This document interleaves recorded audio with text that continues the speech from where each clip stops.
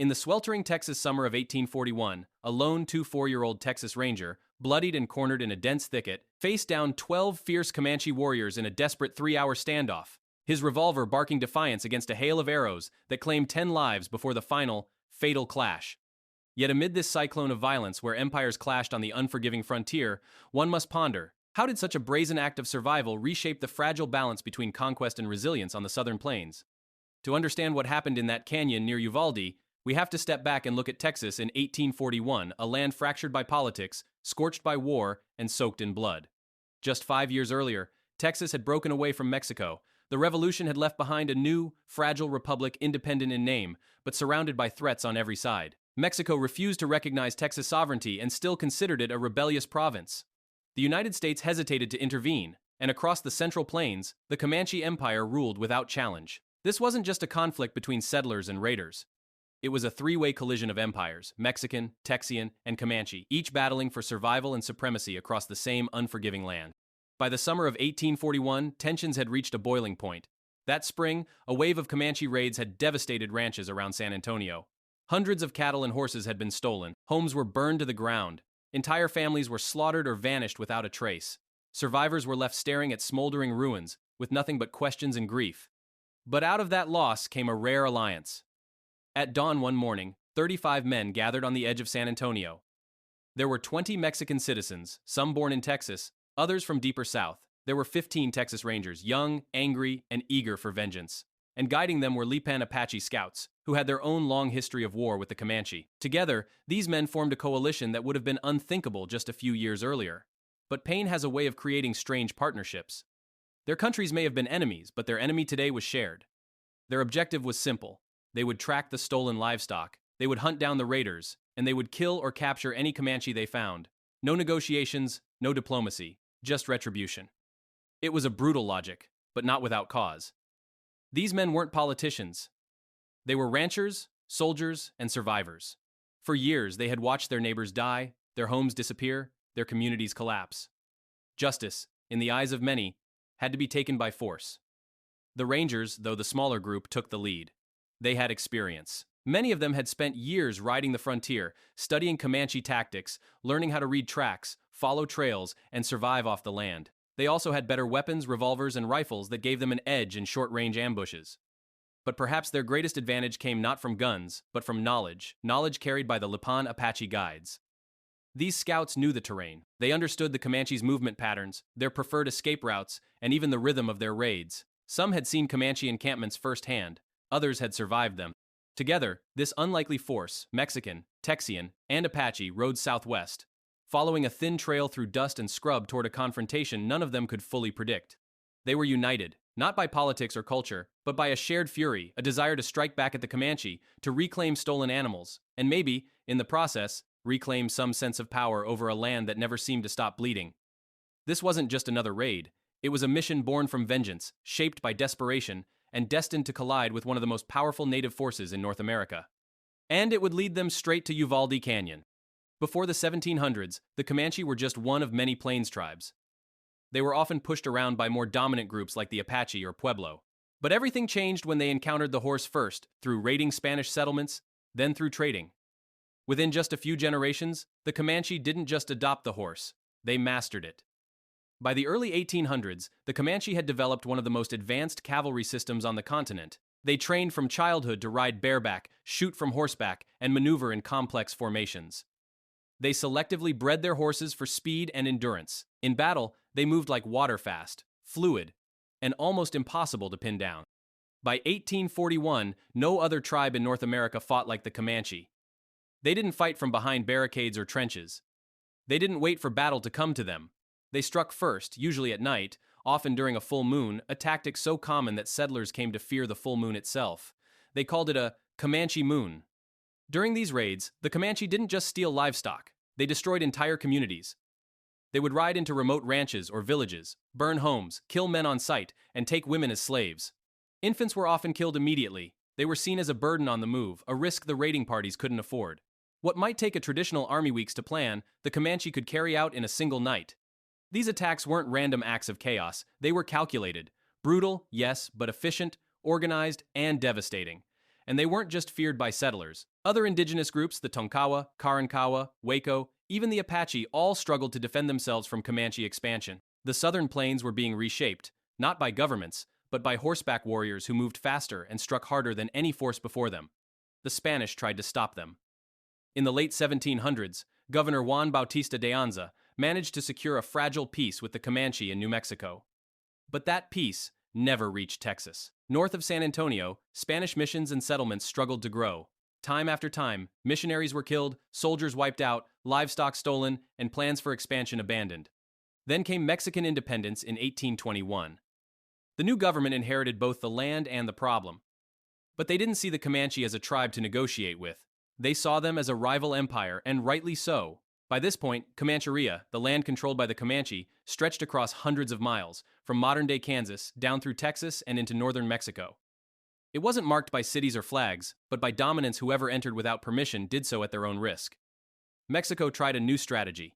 Instead of fighting, they opened the frontier to Anglo settlers. The idea was simple: let these foreign colonists act as a buffer between Mexican towns and Comanche raids. In return, the settlers were given land, as long as they agreed to defend it. But this plan backfired. The settlers were soon overwhelmed by the same attacks Mexico had failed to stop. And when Mexico refused to send help, those settlers began to turn against their new government. They stopped seeing themselves as guests and started seeing themselves as rebels. Just 14 years after independence, that tension exploded into the Texas Revolution. Between October 1835 and April 1836, Texian forces fought Mexican troops in a brutal 6-month war that ended with Texas declaring itself an independent republic. But independence didn't solve the Comanche problem. It only shifted the burden. The young Republic of Texas now found itself responsible for defending a massive, empty frontier and facing an enemy that moved faster than any army they could raise.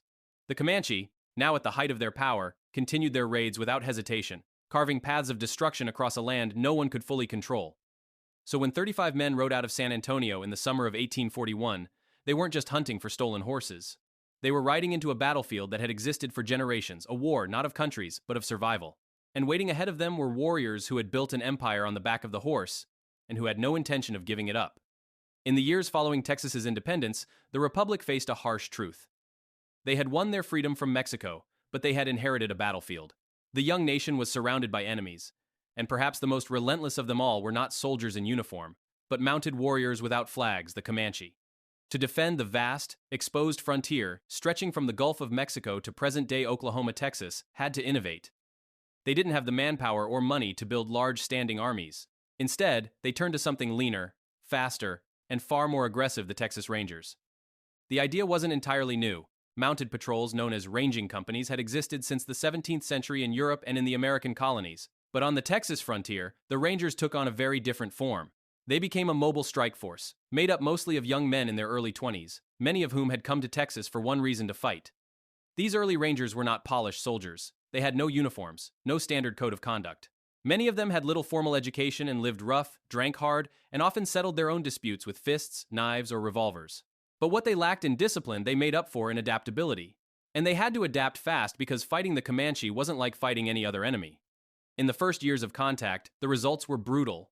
In some companies, Ranger fatality rates reached 50%. Survivors were often left with deep wounds, both physical and psychological. Some were tortured, others watched their comrades die in the dirt, far from help or recognition. Those who lived through it learned quickly, and those who didn't were replaced by men who would. Over time, this process hardened the Ranger force into something new. They practiced shooting from horseback, not just standing still, but at full gallop. They learned to reload while riding. They moved from single-shot pistols to 5-shot revolvers with interchangeable cylinders, a game-changing advantage in close combat. They became experts in ambush, tracking, and guerrilla warfare. And their fighting style began to resemble something between a cavalry unit and a guerrilla gang: fast, brutal, and unpredictable. Out of this chaos rose a leader. His name was John Coffee Hayes, though most just called him Jack. He was born in Tennessee in 1817 into a military family. His father had served under Andrew Jackson in the War of 1812. Jack came to Texas in 1836, hoping to fight in the Revolution, but he arrived too late. Instead, he became a land surveyor, one of the most dangerous jobs in the entire Republic. Surveying wasn't just about drawing maps. It meant venturing deep into Comanchería, the territory dominated by the Comanche. These lands weren't empty. They belonged to people who saw surveyors not as explorers, but as invaders. Many didn't return. Some were captured and tortured to death as warnings to others. But Hayes survived. and in doing so, learned how the land worked and how his enemies fought. His talents didn't go unnoticed. He was soon recruited into the Rangers and rose through the ranks quickly. What set him apart wasn't just courage, though. He had plenty of it. It was his ability to learn. In San Antonio, Hayes formed a close friendship with a Lipan Apache chief named Flaco. The Apache had long fought the Comanche, and Flaco shared everything he knew. He taught Hayes how the Comanche attacked in rotating formations, with riders circling their targets, loosing arrows at the point of closest contact, then falling back to reload before circling again. These were tactics that required precision, speed, and total control of the horse. Hayes studied them closely and began to use the same techniques in his own ranger operations. His efforts earned him respect on all sides, even from his enemies. The Comanche began calling him Captain Jack, or sometimes Bravo too much, meaning too brave. Some Comanche war leaders placed bounties on his head. Mexican commanders cursed his name, but among the Rangers, his legend grew. In battle, he was calm, even cheerful. But when the fight began, his demeanor changed completely. His voice, normally high-pitched and gentle, became sharp and clear. He gave quick, precise orders, and he always fought at the front. He never asked his men to do anything he wouldn't do himself, and in many cases, he took the greatest risks. His loyalty to his men was fierce, and theirs to him was equally strong. He wasn't just a leader, he was their anchor, the one man they would follow into hell if asked. By 1841, Jack Hayes had become the embodiment of the Texas Ranger, ideal, fearless, adaptable, and deadly. But he was more than just a symbol. He was a product of the land he fought for, a land ruled by conflict, shaped by necessity, and unforgiving to the weak.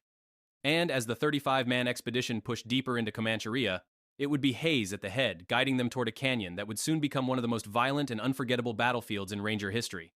On the morning of the 1st of July, 1841, the pursuit reached its climax. After tracking Comanche raiders for more than 80 miles southwest of San Antonio, the group finally caught sight of their quarry near a rugged canyon close to the town of Uvalde. There were 12 Comanche warriors and 1 woman. The moment was critical.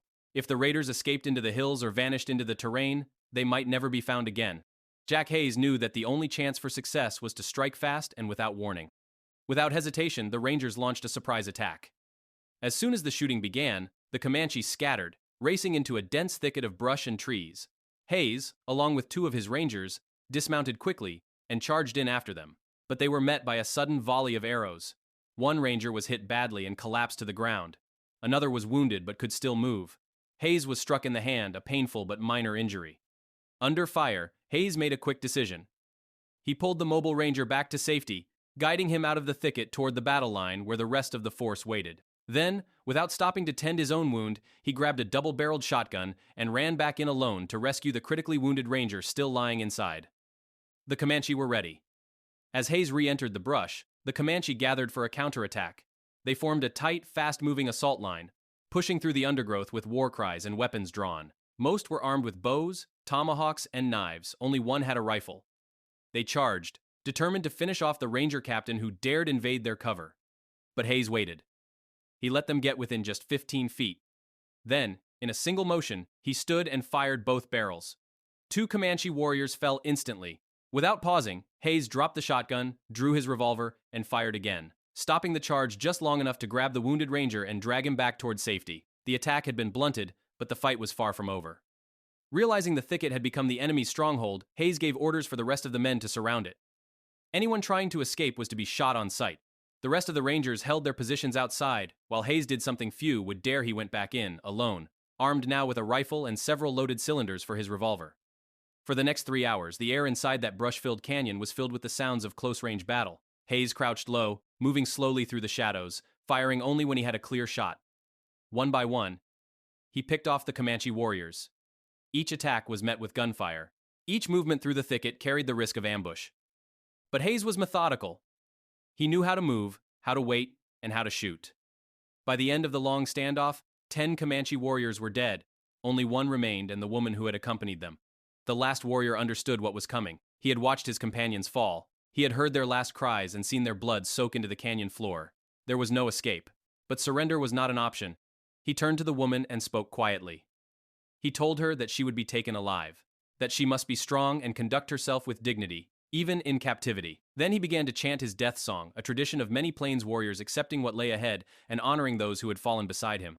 With his bow in one hand and a knife in the other, the warrior began his final charge. At the same moment, Jack Hayes crouched behind a tree, his revolver drawn and ready. As the warrior closed in, both men fired. The Comanche's arrow cut across Hayes' shoulder, slicing through the skin and knocking him off balance. But Hayes pulled the trigger again and again. 4 shots struck the warrior. He collapsed just a few feet from where Hayes stood. It was over. The woman was taken prisoner, the stolen horses were recovered, and the bodies of the Comanche were left behind, scattered across the canyon floor. No ceremony, no graves, only silence and dust. What happened that day near Uvalde was more than just a tactical victory. It was a brutal reminder of what survival meant on the Texas frontier. Fast decisions, close combat, and a willingness to face death with no guarantee of glory. Jack Hayes had survived one of the most intense battles of his life.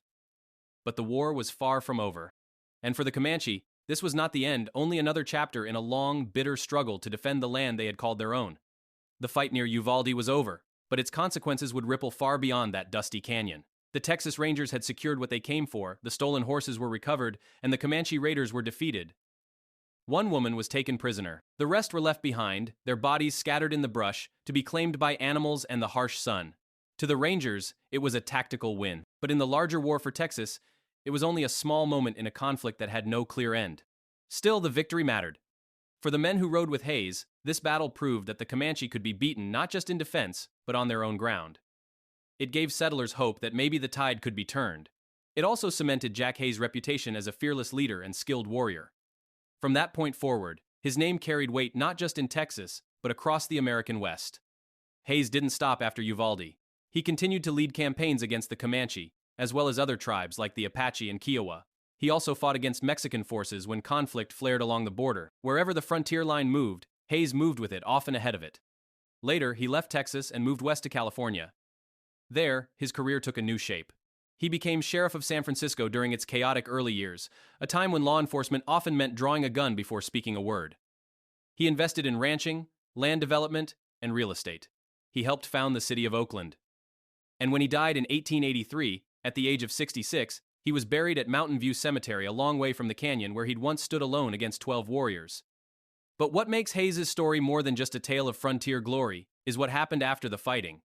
In a gesture that surprised many, the Comanche chief Buffalo Hump, a man who had fought the Texans for years, sent Hayes a gift when he learned that Hayes had a newborn son. The gift was a small golden spoon.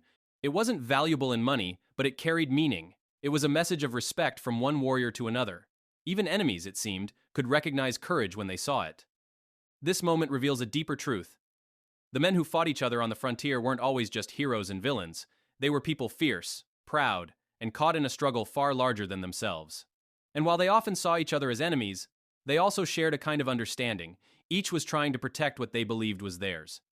For the Comanche, that meant holding on to their land, their culture, and their way of life. And for many years after Uvalde, they did. Even after heavy losses, the Comanche remained powerful.